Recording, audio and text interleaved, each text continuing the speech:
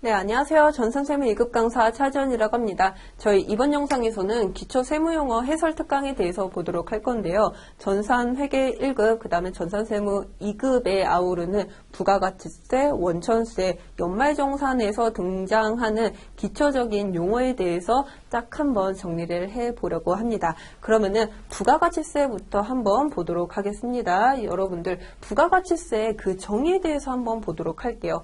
부가가치에 대해서 과세하는 세금으로서 재화용역의 가액의 10%로 매기는 세금이다라고 되어 있는데, 여러분들이 지금까지 납부한 세금 중에서도 이 부가가치세가 가장 대중적이고도 많이 낸 세금이라고 제가 감히 자부를 하고 싶습니다. 확답을 하고 싶어요. 왜냐하면 여러분들이 편의점이라든지 마트 아니면은 일단 결제를 했을 때 그게 면세가 아닌 이상에서야 모두 과세 대상으로서 부가가치세 10%가 부과가 되는 거거든요.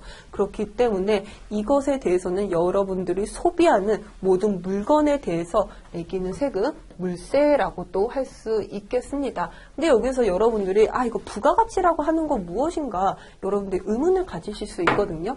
부가가치세라고 하는 거는 부가가치에 매기는 세금인 거잖아요. 그렇다고 하면은 부가가치라고 하는 것은 내가 일단은 A 기업으로부터 어떠한 원재료를 구입을 했습니다.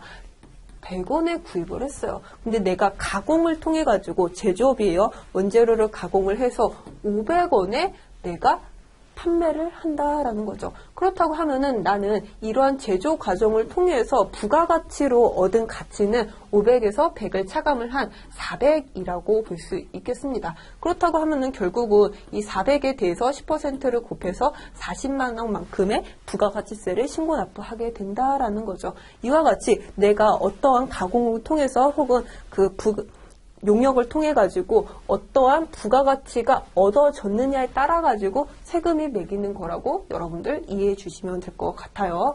그렇다고 하면은 어떠한 것들이 부가가치세가 붙는 것인지 그 과세 대상에 대해서 보도록 하겠습니다. 일단은 재화뿐만 아니라 그 용역에 대해서도 이게 유상으로 혹은 무상으로 공급된다라고 하면은 이는 과세 대상으로서 부가가치세 10%가 부과가 될 수 있는 거예요. 여러분들이 그냥 단순히 그 쇼핑하는 혹은 구매하는 물건에 대해서만 부가가치세가 붙는다고 생각하실 수 있습니다. 하지만 재화뿐만 아니라 용역의 공급에 대해서도 이 부가가치 10%가 부과가 될 수 있다는 거예요.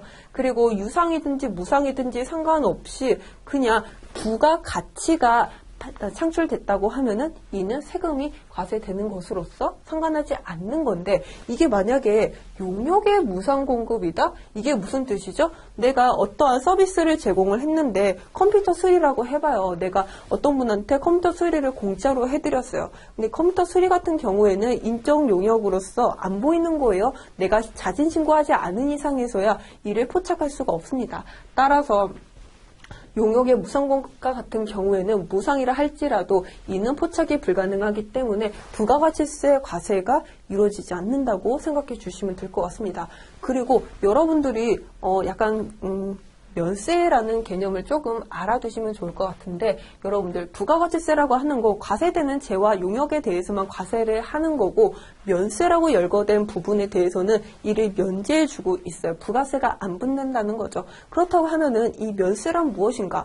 여러분들이 물이라든지 혹은 물이라든지 아니면은 의료 용역 등과 같이 살아가는 데 있어가지고 필수적으로 소비할 수밖에 없는 것들이 있잖아요. 그런 것들은 면세로 해가지고 10% 부담이 덜하게끔 국가에서 약간의 혜택을 드린다고 볼 수 있는 거겠죠. 이와 같이 모든 재화 용역에 대해서 과세가 되는 것은 아니다. 면세가 제외되는 거고 용역의 무상 공급도 제외가 된다라고 보시면 돼요. 다는 아닙니다. 그 다음으로는 납세 의무자에 대해서 보도록 할 건데요. 제가 A라는 사업자로서 최종 소비자에게 빵을 팔았습니다. 여러분들 빵을 팔았는데 550원어치의 빵을 팔고 대금을 받았어요. 당연히 최종 소비자에게 판매를 한 거죠. 근데 이 550원이 이 사업자의 모든 수익이라고 볼 수 있을까요? 그건 아니죠. 550원 중에서도 500원은 본인의 수입이기는 하지만은 이 나머지 50은 부가가치세로서 국가에 신고 납부해야 할 세금인 거예요. 본인의 본인의 수입이 아닙니다. 근데 지금 보시면은 지금 열거해 놓기로는 주로 사업자가 부가가치세 납세 의무를 진다라고 되어 있잖아요. 그렇죠. 일단 신고하고 납부하는 거는 사업자입니다. 근데 이 50원 본인 호주머니에 나와가지고 부담을 하는 걸까요? 그건 아니죠. 빵을 팔면서 550원, 이 중에서도 50원은 최종 소비자에게 받은 거예요. 그 말은 즉슨 부가가치세를 부담하는 담세자, 여기는 최종 소비자인 거죠. 최종 소비자인 이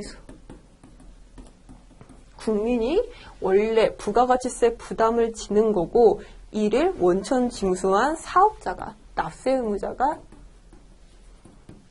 부가가치세를 신고 납부할 의무가 있는, 약간 다르죠. 최종 소비자가 신고하고 납부하는 것도 아니고 사업자가 부담하는 것도 아니에요. 이를 달인 간접세라고 하는 겁니다.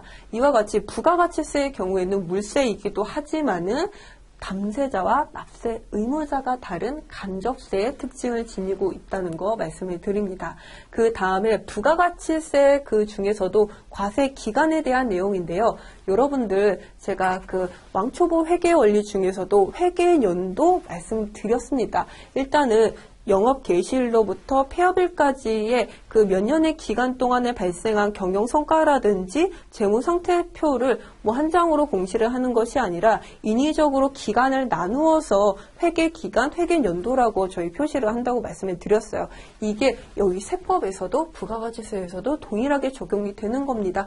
일단은 세법에 의해서 국세 과세 표준의 계산의 기초가 되는 기간이라고 되어 있는데, 그렇죠. 우리 부가가치세라고 하는 거 그 몇 년의 기간 동안 발생한 것을 폐업할 때 신고 납부하는 게 아니에요. 일단은 그 기간을 1년 중에서도 상반기 중에서도 앞선 3개월 이와 같이 1기 예정, 1기 확정, 2기 예정, 2기 확정과 같이 4기간에 나누어서 우리 부가가치세 신고를 한다는 거죠. 우리 그것을 과세기간이라고 합니다. 지금 보시면은 일단은 1회계 연도는 1기와 2기로 나누어져 있습니다. 1기라 하면 상반기인 1월 1일부터 6월 30일자를 말하는 거고, 2기라고 하면은 하반기인 7월 1일부터 12월 30일자를 말하는 거예요. 이와 같이 상반기, 하반기 6개월치로 나누는 것도 있기는 하지만은 법인의 경우에는 1년에 4번 신고해야 되는 거거든요. 그러면은 앞선 6개월 1기 중에서도 1, 2, 3월 달을 1기 예정이라고 하는 거고요. 그 이후의 3개월을 1기 확정이라고 하는 겁니다. 여기서도 2기에서도 마찬가지예요. 2기 6개월을 통째로 하는 것이 아니라 그 중에서도 앞선 3개월을 2기 예정, 그리고 그 이후의 3개월을 2기 확정이라고 하는 것이죠. 이와 같이 3개월을 기준으로 1기, 2기로 나누고, 6개월을 기준으로 1기, 2기로 나누고, 3개월을 기준으로 예정, 확정, 순으로 우리가 구분을 해준다는 거예요. 이와 같이 부가가치세의 경우에는 저희가 앞전에 말씀드린 회계기간과 마찬가지로 그 기간을 인위적으로 배분을 해서 구분을 해준다는 게 약간의 공통점이라고도 할 수 있겠네요.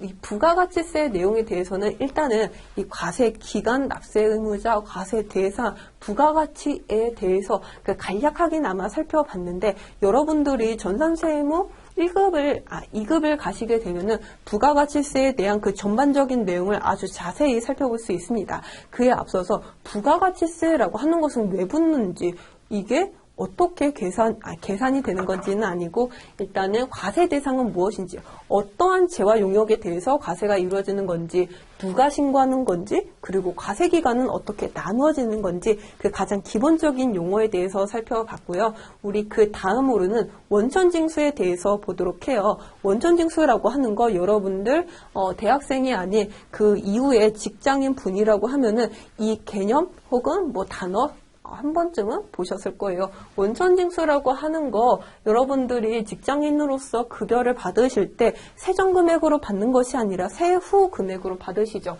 예를 들어가지고 200만 원만큼 급여를 받기로 이와 같이 체결을 했는데 막상 내 통장으로 찍히는 금액은 180만 원입니다.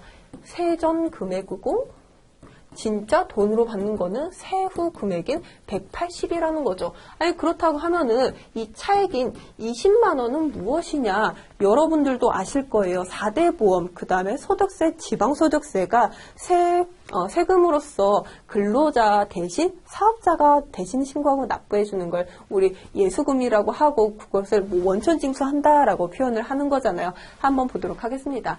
여기서 소득자라고 하는 것은 여러분들이 이해하기 쉽게 근로자라고 표현을 해 봅시다. 소득자가 자신의 세금을 직접 납부하지 아니하고 원천징수 대상 소득을 지급하는 원천징수 의무자. 무슨 말이죠? 직접 납부하지 않는데요. 그렇죠. 근로자 각자가 본인의 급여 내역에 대해서 신고하고 납부하지 않습니다. 여러분들은 그냥 세금액으로 통장으로 받을 뿐이에요. 자신의 세금, 뭐 4대 보험이라든지 아니면 소득세를 본인이 직접 납부하지 않습니다. 근데 여기서 보시면은 원천징수 대상 소득이래요. 근로자 입장에서는 대상 소득이라고 하면은 급여겠죠.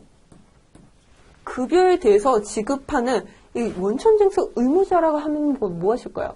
이게 문맥상 원천징수 대상 소득, 즉 급여를 지급하는 누구죠? 회사인 거죠. 회사가 소득자로부터, 근로자로부터 세금을 미리 징수하여 국가에 납부하는 제도를 말한다라고 되어 있어요. 저희 원천징수 의무자 표현 그만하고 회사라고 하고 소득자라는 표현 대신에 우리 근로자라고 다시 한번 읽도록 해보도록 합시다. 근로자가 자신의 세금을 직접 납부하지 아니하고, 그쵸? 근로자 각자가 본인의 세금을 신고 납부하지는 않습니다. 원천징수 대상 소득, 즉 급여를 지급하는 회사가 근로자에게 세금을 미리 징수하여 국가에게 납부하는 제도를 우리 원천징수한다라고 표현을 하는 거죠. 그쵸? 일단은 뭐 회사 입장에서는 뭐 상사라고 표현을 합시다. 어떤 상사예요. 근로자에게 급여를 지급을 합니다. 근데 급여를 지급을 할 때 우리가 200만 원 모두 지급을 하는 것이 아니라 180만 원으로 지급을 하죠. 그렇다고 하면은 그 나머지 20은 무엇이냐? 우리가 근로자는 각각의 그 능력이 없기 때문에 사업자가 본인이 대신해서 신고하고 납부해 준다는 거예요. 대신 신고하고 납부하는 거 원래 200을 줘야 되는 건데 20을 원천징수해서 대신 신고하고 납부한다는 걸 원천징수라고 하는 것이겠죠. 여러분들 학생이라고 하면은 이 개념이 약간은 와닿지 않을 수가 있어요. 하지만 여러분들 중에서는 수강생들 중에서는 직장인 분들도 여러 있으시고 급여 받으시고 연말정산한 그런 경험도 있으신 분들이 많을 거라고 생각을 하기 때문에 원천징수라고 하는 거 제가 간략하게나마 설명을 해봤습니다. 그러면은 한번 이거 표를 통해서 한번 정리를 해보도록 해요. 원천징수 의무자라고 하는 것은 누구였죠? 회사였죠. 원천징수 의무자인 회사가 급여를 지급해요. 소득을 지급을 합니다. 누구한테 지급하죠? 급여의 소득자인 그 근로자에게 지급을 하죠. 그러면은 근로자는 이 200만 원 세전금액으로 받나요? 그렇지 않습니다. 4대 보험과 소득세를 차감을 한 180만 원으로 받게 돼요. 그러면은 그 나머지 원천징수 세액이라고 하는데 20만 원은 어떻게 하느냐? 이 원천징수 의무자인 회사가 꿀꺽하느냐? 본인이 자산을 두느냐? 아니죠. 예수금으로서 본인이 근로자를 대신해서 세무서에 신고하고 납부해 주는 거예요. 20만 원에 대해서. 일단은 소득을 지급하되 세전금액이 아니라 원천징수세에 세금을 제외를 한 나머지를 지급을 합니다. 그리고 이것을 본인이 꿀꺽하는 것이 아니라 세무서에 신고 납부하는 것으로서 이 원천징수에 대한 절차가 마감이 되는 것이겠죠. 근데 제가 절차가 마감이 된다고 했는데 이게 올바른 표현일까요? 여러분들 급여 받으실 때 이거 세금 냈다고 해가지고 연말정산 안 하나요? 연말정산 해야지만 그 기간에 대한 정산이 끝나는 것이겠죠. 일단은 그거는 그 세 번째 파트인 연말정산에서 보도록 하는 거고, 일단은 원천징수라는 그 개념 과정에 대해서 살펴봤습니다. 그러면은 이 원천징수라고 하는 거 도대체 왜 하는 걸까요? 근로자 입장에서는 본인이 세금 계산하고 납부하는 게 그 사람들 입장에서는 더 나은 거 아닐까요? 한번 보도록 하겠습니다. 근로자 입장에서 보면은 이 조세 능력이 부족하다고 판단을 하는 거예요. 그래서 근로자를 대신해서 회사가 원천징수 의무자가 대신 신고하고 납부해 준다라는 거죠. 왜냐하면은 근로자 각자가 세법 회계를 다 공부할 수 없어요. 그리고 그분들이 매월 말 신고하고 납부하기로는 좀 행정적인 낭비가 있죠. 따라서 근로자가 아닌 원천징수 의무자인 회사가 대신 신고하고 납부해주는 거고, 이 과세관청 입장에서 한번 보도록 하실까요? 과세관청 입장에서는 이거 국세청을 말하는 건데, 재정 수입의 조기 확보. 원리대로라고 하면은 여러분들 소득세 1년치에 대한 소득을 매년 5월 달에 신고하고 납부하듯이, 법인세도 1년치에 대한 소득을 3월 달에 정산하고 신고하고 납부하듯이, 이 근로자도 1년간 발생한 총 급여액에 대해 가지고 2월 달에 정산하고 한꺼번에 신고하면 되는 거거든요. 근데 과세관청 입장에서는 일단은 월 급여를 받았을 때 수입이 발생한 건 맞으니까 그와 관련된 세금을 미리 납부해라고 하면서 수입을 조기 확보하고 싶은 거예요. 이런 속셈이 있었네요.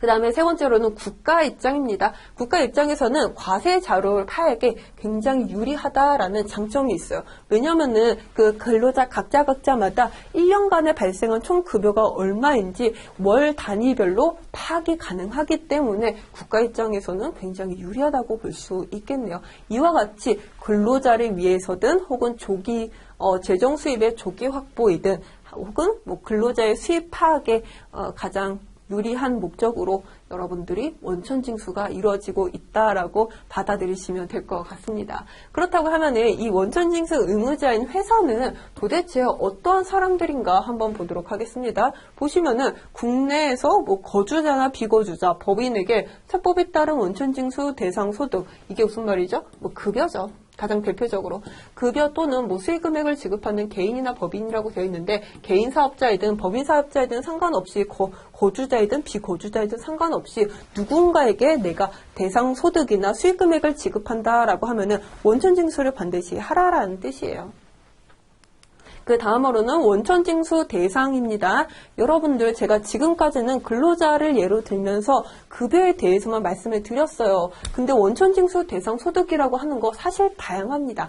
이자, 배당, 사업, 근로, 연금, 기타, 퇴직소득까지 굉장히 다양해요. 소득세에서 열거하고 있는 이러한 7가지 소득에 대해서 발생했을 때, 지급했을 때 근로자뿐만 아니라 뭐 배당 소득을 받는 주주라든지 그분들 대신에 내가 세금을 원천징수하고 대신 세무서에 신고 납부해주겠다는 거죠. 이와 같이 굉장히 많은 범위들로 대상소득이 이루어지고 있네요. 그렇다고 하면은 여러분들 많은 소득이 있겠지만은 저희 전산세무 2급에서는 그 중에서도 근로소득자에 대한 그 연말정산 정산에 대해서 추가적으로 배우고 있는 거죠. 원천징수 대상소득 많기는 하겠지만은 그 중에서도 근로자분들, 이분들 1년치에 대한 총소득에 대한 정산을 해야 될 거 아니겠어요? 우리 그것을 원천징수 연말정산이라고 하는데, 그 전에 앞서서 원천징수 시기 한번 보실게요. 이거 너무 당연한 얘기인데, 회사에서 근로자에게 급여를 지급합니다. 급여를 지급할 때 여러분들이 원천징수세액을 원천징수한다라는 거예요. 세금인 거죠. 그렇죠. 여러분들이 200 받고서 맞다. 우리 원천징수세액은 20만 원이니까 다시 돌려줄래? 라고 하면서 요구하진 않잖아요. 애시당초에 세전 금액으로 받는 것이 아니라 세후 금액인 180만 원으로 받는다는 것입니다. 소득을 지급한과 동시에 원천징수를 한다는 거예요. 그래서 세후 금액으로 받게 된다는 것이겠죠. 그리고 그 하단에 제가 특례사항으로서 1월부터 11월까지 받지 못한 부분에 대해서는 12월, 그 다음에 뭐 10월분에 대해서는 2월이라고 되어 있는데, 이 부분은 여러분들이 지금 기초사항으로는 약간 오버한 개념인 것 같아가지고 제가 이 PPT에는 넣지 않았습니다. 근데 혹시라도 이 개념에 대해서 궁금하신 분이 있다고 하면은 전산세무 2급에서 배우실 내용이니까 아직 그때까지 기다리시고 수강해 보시길 바랍니다. 그렇다고 하면은 제가 앞서 말씀드린 이 원천징수 대상 중에서도 근로소득자에 대한 정산 한번 해보도록 하겠습니다. 왜냐면은 이 다른 소득도 많지만은 근로소득자가 이 소득 중에서도 거의 대부분을 차지를 해요. 그만큼 비중이 높다는 거죠. 그것을 연말정산이라고 하는 건데, 그 취지에 대해서 한번 보도록 하겠습니다. 원래대로라고 하면은 뭐 소득세, 개인 사업자가 내는 소득세, 그리고 법인 사업자가 내는 법인세 같은 경우 1년치에 대한 소득을 다음 연도 3월이나 혹은 5월 달에 신고하고 납부합니다.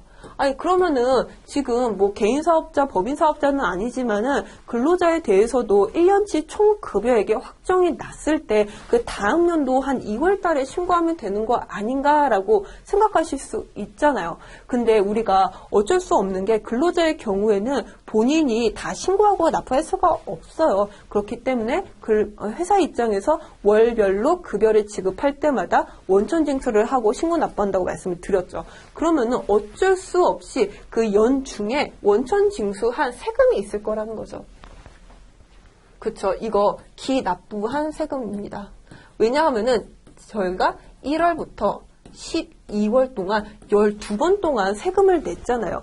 그 금액이 우리 원천징수한 소득세 100만 원이라고 생각을 해봅시다. 내가 급여를 받으면서 12번에 걸쳐서 납부한 세금이 총 합쳐보니까 100만 원인 거예요.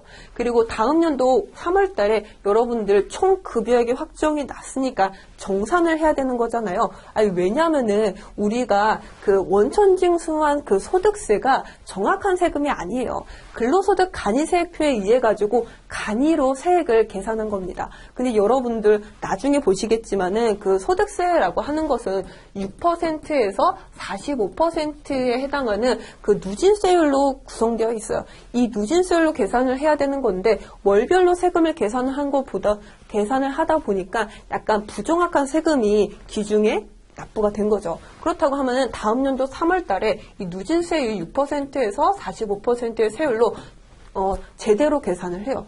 그렇게 적용한 소득세가 지금 150만 원인 거죠. 아니 내가 지금 총 급여를 1년치를 딱 따져서 보니까 원래 납부해야 할 세금이 150만 원이에요. 근데 기중에 납부한 세금이 100만 원이다 보니까 우리 연말정산하면서 이런 표현 쓰잖아요. 아, 나 세금 토해냈어. 아니면 환급 받았어. 이런 표현 쓰는데 지금과 같은 경우는 원래는 150만 원을 납부해야 되는 건데 100만 원을 미리 납부했으니까 그 나머지 가액 50만 원에 대해서만 추가적으로 토해내면 된다. 납부하면 된다. 이렇게 표현을 하는 것이겠죠. 우리 그것을 연말정산이라고 합니다.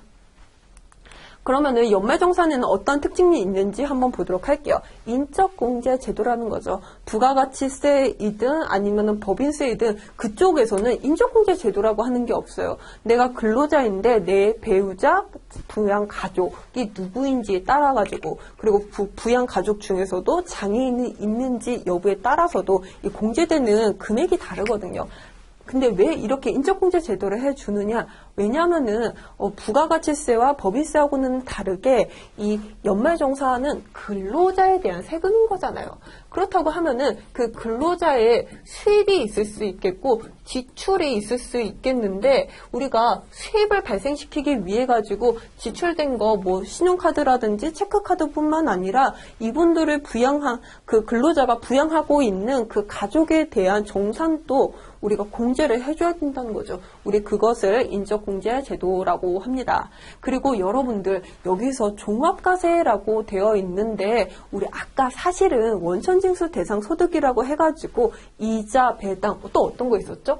이자, 그 다음에 배당, 사업, 근로, 연금, 기타 이와 같은 6가지 사항들이 있었어요. 그 중에서는 대표적으로 근로소득에 대한 정산을 연말정산을 통해서 살펴본다고 했었잖아요. 근데 이 A라는 근로자가 근로소득뿐만 아니라 이자고 배당도 있는 거예요. 그렇다고 하면은 연말정산에는 이자 배당이 없었으니까 우리가 종합과세로서 이 근로자가 따로 신고를 해줘야 된다는 거죠. 우리 그것을 종합과세라고 합니다.